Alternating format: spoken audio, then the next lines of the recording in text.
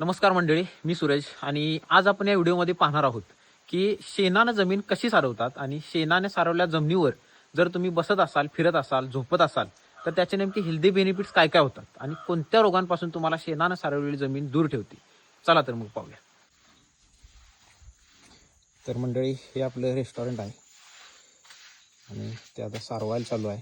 हे बघू शकता, हे आमच्याच गाईचे शेण आहे आणि याचे बरेचसे हेल्दी बेनिफिट्स पण आहेत.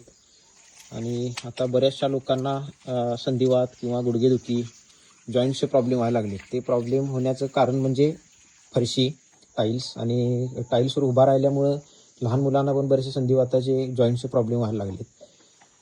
कारण लोकांनी आता हे शेणानं सारवायच्या जमिनी कुठेतरी लुप्त पावत चाललेले आहेत आणि लोकांनी सगळ्या आता फरशा घातल्यात, त्यामुळं हे आता कुठंच पाहायला मिळत नाही.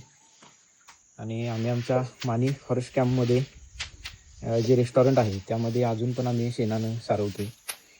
आणि ह्याचे हेल्दी बेनिफिट्स म्हणजे तुम्हाला संधिवात वगैरे होत नाही, बरेचसे जे जॉईंटचे आजार आहेत ते होत नाहीत आणि बरेचसे अजून पण हेल्दी बेनिफिट्स याचे आहेत. आणि या जमिनीवर तुम्ही फिरत असाल, झोपत असाल तर तुमच्या शरीरातली जळजळ पण कमी होते आणि ह्याच्या वासामुळे डास वगैरे आणि बरेचसे कीटक वगैरे पण दूर राहतात.